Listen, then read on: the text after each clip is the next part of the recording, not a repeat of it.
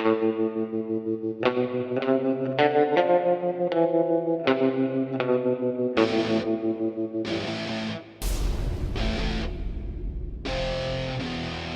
Valentine is regarded as one of the best characters that Hirohiko Araki has ever written. With that being said, I've been seeing a lot of the community struggle about understanding Valentine's character. Is he good? Is he evil? Is he even a villain, or is he just an antagonist? What even makes him good? Would everything be better if he won? All of these questions will be answered in this video chronologically, as I go through Funny Valentine's life in order, from his childhood to his final moments and the conclusion. So before further ado, get your napkins ready, share your popcorn too, as we talk about the 23rd President of the United States of America, the greatest of his kind, Funny Valentine.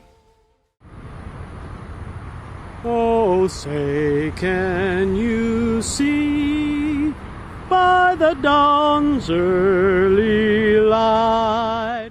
Resonating with the most important thematic of Steel Ball Run as a manga, the childhood of Funny Valentine has the biggest impact on his character period. We see his childhood later in the manga as is depicted as he never has a real interaction with his dad. For the furthermore of Valentine's early childhood, his dad was in war. His dad, unironically, is a very important character because the actions he took determine the entirety of the series, as thus influenced the most of Funny Valentine's life. His dad was a real patriot, a real nationalist, because he didn't care about the idea of a great country. He more cared about the idea of being there for his family and supporting them and giving his life for them. And thus, in order, he's also saving the country. Funny Valentine found this extremely inspiring, but love is something that can never be taught. Love can be only shown. Thus, Funny Valentine greatest impact as a human being, as a character, was at this moment over here. Because from this moment onwards, the entirety of his character is foreshadowed in a glimpse of a second. Moving on. My funny Valentine. Funny Valentine's life is quite achieving. As a young soldier who fought in the Civil War, he got caught by the enemy. Thus we see his scars in the back, which are quite direct symbolism, which I don't even need to mention. But what I need to mention is the events that occurred to lead him to the obsessions he had with the corpse of the Christian saint. Funny Valentine and his crew are completely demolished. He was left there to die. Only there, the hard corpse chose him, thus he survived. He also got his stand, Dirty Deeds Don't Dirt Cheap, which, unrelated to the video, is my favorite ability stand in the entirety of JoJo'z Bizarre Adventure. With that being said, Funny Valentine succeeded on his goal, and he's already a powerful man. And there is when his obsession with finding the corpses starts. After he finds the map and everything, he devotes his life to using this power, what he only can assume and what he can only believe that will be none other than the total savior of America and truly establishing this country as the greatest in the world. Thus he devotes his life to this, his entire life, as later he will become the President of the United States of America, using all his power and all his influence for this. Moving on. Funny Valentine constructs the Steel Ball Run race. 1890, from San Diego to New York. We all know the events of Steel Ball Run and how they occur, but they were constructed by this mastermind, the President of the United States, Funny Valentine, to get all the corpse parts. It was an extremely dangerous move by him. Now, everything I mentioned in this video so far was everything you hear about Funny Valentine and him just being an epic, iconic character who is influenced by his childhood and using his charisma to rise at the top of the world and become Funny Valentine, the president. But what I didn't mention is the humanity and the deepness of his character. There is more to this blonde-haired, charismatic president that meets the eye. And now I will give my own interpretation on the video called Understanding Funny Valentine about Funny Valentine now.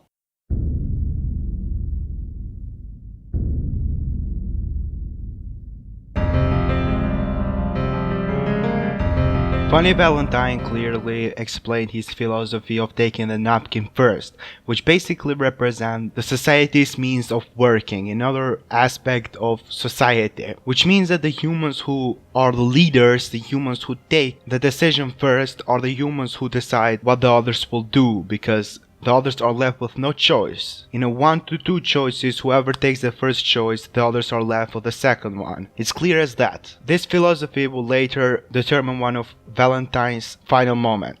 Funny Valentine's childhood actually determines a lot, like I mentioned before. His father was a true nationalist, but because Funny Valentine never met his father and never knew his ideals, he can only imagine what they were. And he was so right and so wrong at the same time about predicting his ideals and going with it. Funny Valentine, later John Steelball Run, has nobody to protect. He mentioned how he doesn't even care about his own wife, doesn't have a family, doesn't have anyone. In reality, he's a very lonely human being. You can still see his acts as patriotism, but that is quite wrong actually. The reason being is because when his father protected something, he protected his family, and thus in order he protected the country. Funny Valentine only wanted to protect the country. He didn't have a family to protect, nobody to fight for, and most importantly than all, nobody to die for. Just an idea of a country. Funny Valentine had something in him known as toxic nationalism.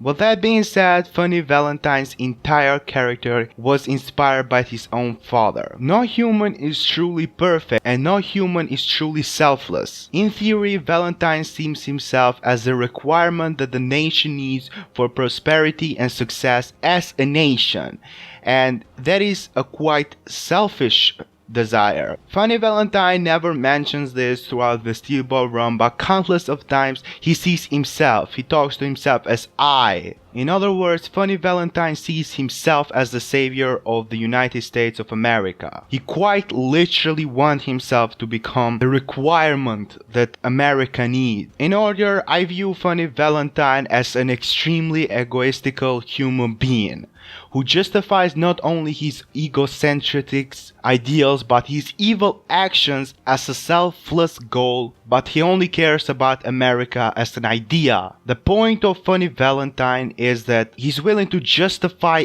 every action for his country as long as proceeds to help him, make him satisfied with himself in order so he can become the greatest president of the United States of America. Becoming the greatest president of the United States of America represents to Funny Valentine a lot. It represents the ideal relief, or better say the ideal satisfaction that was required because of the sacrifice his dad made.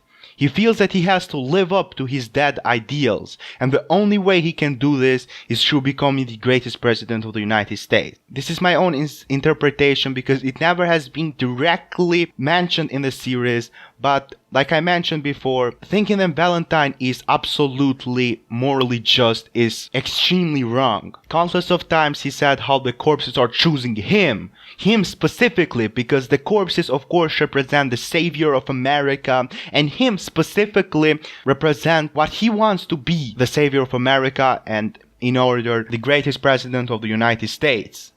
I love the idea of Funny Valentine simply because he is a incredibly unique character.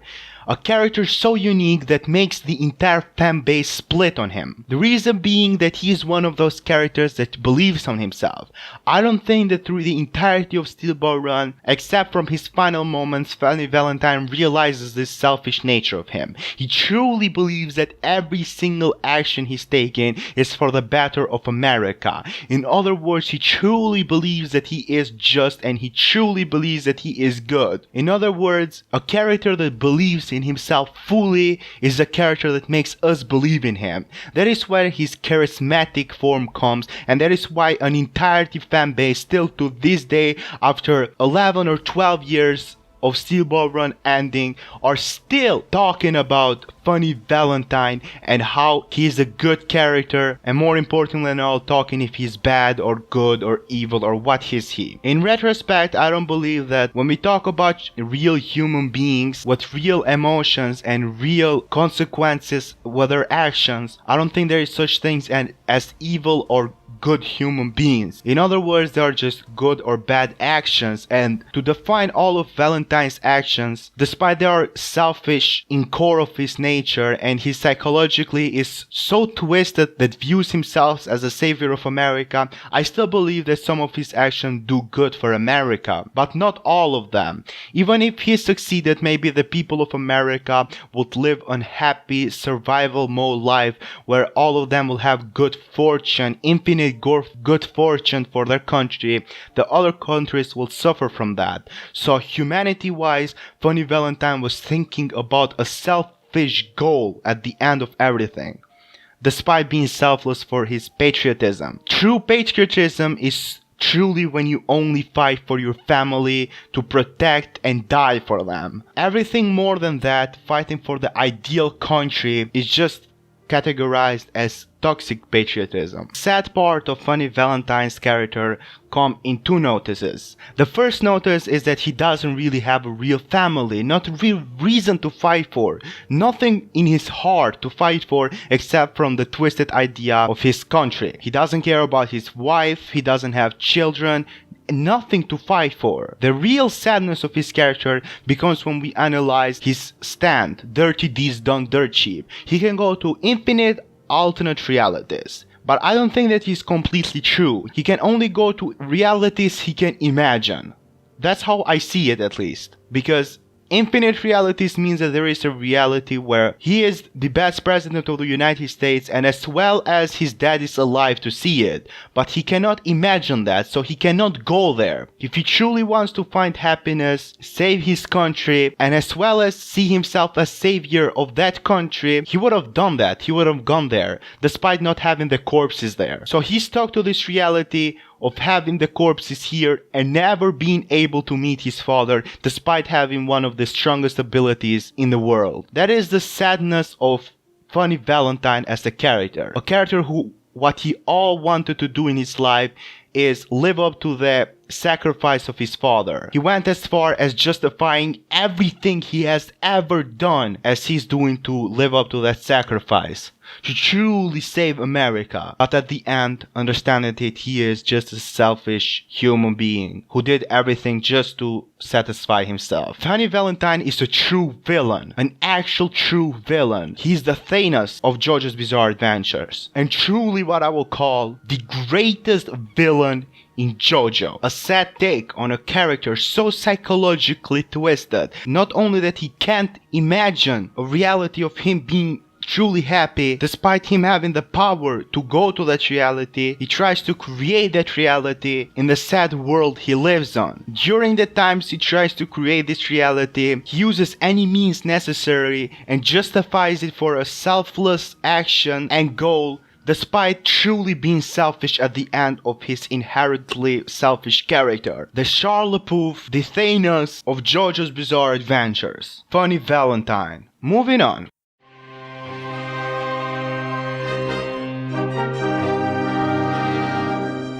In the final few chapters of JoJo's Bizarre Adventures, we see Funny Valentine's character reflect truly. Before that, Funny Valentine, through the entirety of Steel Ball Run alone, has taken a lot of questionable action. The setup of Steel Ball Run as a race is his first big questionable setup. He justified that action to Johnny as if we went to a war for these corpses, a lot more lives will be lost than the few lives that were lost during the Steel Ball Run race. Again, he's justifying death through just for his country. Then there is even more to that. He's willing to go as far as to justify horrible act just for the greater of his country. At least that is what he tells himself. And later on, he's willing to go as far to justify the loss of his pride and honor for his country. When in his final fight, after Funny Valentine murders Gyro and has everything under control, Johnny Joestar finishes his character arc by getting Tusk Act 4, final form of Tusk, which is the only ability that can defeat Funny Valentine's love train, D4C love train. Then they have this moment when Funny Valentine is truly defeated, but he still has the ability to speak to Johnny Joestar. The gun point or the gun moment is when Funny Valentine's character is shown. Like I mentioned before, he's truly a character that believes in himself as the savior of America, truly believes that he's a good person. So by believing in himself, he makes people around him and sometimes even the audience believe that he is a good character. Thus he made Johnny believe he's a good human being. The gun point when he shot Johnny Joestar or tried to shoot Johnny Joestar, to me is the symbolic meaning of his selfish nature. If he truly was selfless, he wouldn't shot Johnny, a fellow citizen of his country. I think Valentine taking the gun made him realize for a moment his true selfish nature. He didn't have much time to think about it, but he made him realize he is a selfish character. Unrelated to Steel Ball Run, moving on from the questionable take of Endgame, the only way to defeat Thanos in the comics was for Thanos himself to admit defeat, or in other words, for him himself to want to lose. After he has all this knowledge and the infinite power of the stones, he himself realizes he was selfish and his goal wasn't just a selfless goal, thus he lets himself lose. The same way Funny Valentine realized in this moment. He didn't have much control about his winning or losses because he wasn't in control. Johnny was obviously more powerful at that point. When I first read Steel Ball Run, I always thought that Diego being called by Funny Valentine was just for the final fight of Diego versus Johnny. A lot of people consider this final fight as true fan service and don't really realize the hidden meaning of this final fight. I realize that this final fight of Steel Ball Run is truly for the better of Funny Valentine's character. In his final act, there is always more to the eyesight that we might miss. The final best moment of Funny Valentine's character. Like I said, when he shot Johnny, made him realize that he was a selfish character and made him reflect. I think that this means that he saw that everything he did was for himself and not America, and that was just a second of realization a human being has, and for that he can still live his president life in another universe, in infinite universes he can imagine, but never get the corpses. So for his last breath he lived by his moral action. The same way Valentine talked earlier about taking the napkin first, he also decided to do this, to do the last shot, the last moment of his selfless deed for America. By his last action as a human being before he died was the action of making Diego come back to the main universe with the world. And I think that this action was truly the only true selfless action Valentine took as president of the United States. And he lived his final moment by this selfless action of making Diego lock the corpses and truly doing the right thing. Nobody will have that power and nobody will have the corpses for no country to misuse. This little perspective on his character made me love him as much as I do. I also give the final fight of Diego and Johnny not only greater symbolism to their duality, but also greater symbolism to Funny Valentine as a character. So that is not just fan service. In fact, not only makes sense, but is the best thing about his character, period. Also is by far the greatest ending in JoJo'z Bizarre Adventures, one of the best in manga. Moving on. Funny Valentine, as every single character in JoJo, has his music references for his name, for his stand, but differently from characters in JoJo, I believe that he is also inspired by political figures of America, like the presidents that were at his time, or the presidents that came after him, specifically after him, which I think adds a lot to his character. And it's very ironic because one little panel that changed my perspective on what Araki was going for Valentine is when in the ending of Steel Ball Run it's mentioned that after Funny Valentine disappeared and never come back, assumed to be dead, his ratings went to 91%, which Ironically speaking, if we compare his ratings to the normal real-life counterparts of ratings, he is by far the greatest president of the United States. Get it? He actually made it. He became the greatest president of the United States. He was not there to see it, but he did it. It's extremely ironic to his twisted psychological means and his character. I truly believe that Funny Valentine is the holder of Steel Ball Run, the characters that put not only the race together, but the final iconic moments from the gyro fight to the Johnny fight, and allows this kind of abilities that for otherwise will be considered as assholes to not only happen truly by the writing, but also allows this incredible fight later on to not only be fan service. Despite some of the fans who see it as fan service, they're just dumb. Anyways, Funny Valentine, the greatest president of the United States and the greatest JoJo character in the antagonistic side, at least, is out here. If you have any questions about Funny Valentine as a character, put them in the comments below. Support the video by liking, sharing to your friends who like Valentine and don't really understand his actions as much or want to share the video around. Make sure to subscribe. Follow me on the twitter.com. I'm very grateful that you watched the video to the end. Adinplore is signing out.